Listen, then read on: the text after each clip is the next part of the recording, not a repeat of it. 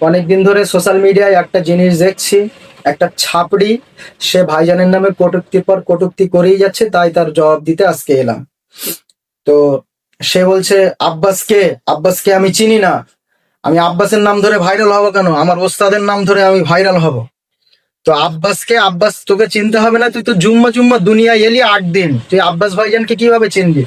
তোর বাপকে জিজ্ঞাস কর, তোর দাদুকে জিজ্ঞাস কর, তারা আব্বাস ভাইজানকে চেনে।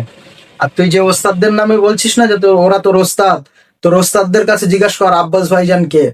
আব্বাস ভাইজানের জন্য তোর ওস্তাদরা, তোর বাপ, তোর দাদুরাও দোয়া করে, বুঝলি? আর তোকে অনেকজন ইন্দুর বলছে, আমি তোকে ইন্দুর বলেও সম্বোধন করবো না, কারণ ইন্দুররা কখনো আলেমদের পিছনে লাগে না। তুই হচ্ছিস জানিম, তুই হচ্ছিস জারস সন্তান। হ্যাঁ, যে আলেমদের পিছনে লাগে সে হলো জারস সন্তান। আর তোর নামের পিছনে বড় বড় করে কারি সাহেব লিখে রেখে দিস। তুই কোথা থেকে কারি পড়েছিস? তুই কারি নাকি তরকারি, তোর পড়া দেখে আমাদের বোঝা হয়ে গেছে। আর তুই ভাইজানের সাথে চ্যালেঞ্জ দিস? তুই কি আলেম? তুই ভাইজানের সাথে চ্যালেঞ্জ দিস? তুই আগে আমাদের সাথে আয়, আমাদের সাথে বসবি। তোর কত ক্ষমতা আমরা দেখে নেবো, তুই কত লেখাপড়া করেছিস। চটি বই পড়ে ভাবছিস খুব বড় হয়ে গেছে, আয় আমাদের সাথে আয়। আমরা যখন প্রথম মাদ্রাসাতে ভর্তি হয়েছি তখন আমাদের প্রথমে শিক্ষা দিয়েছে আদবের শিক্ষা। তুই যখন মাদ্রাসাতে পড়েছিস তখন তোকে কেউ আদব শিক্ষা দেয়নি।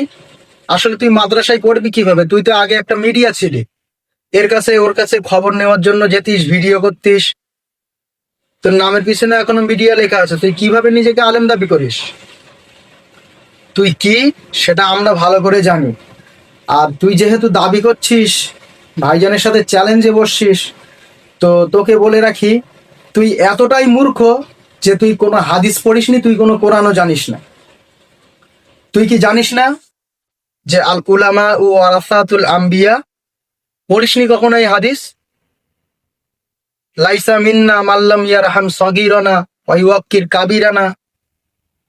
তুই পড়বি কোথা থেকে আর তুই জানবি কোথা থেকে? তুই তো মূর্খ, তুই তো জাহিল, তুই তো জারস সন্তান, তুই তো জানিম। তুই জানবি?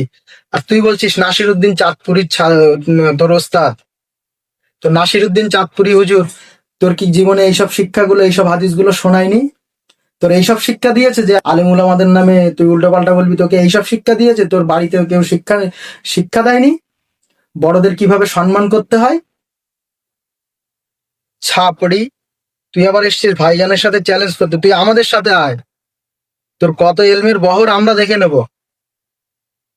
আর নামের পিছনে বড় বড় করে লিখে রাখিস কারি সাহেব।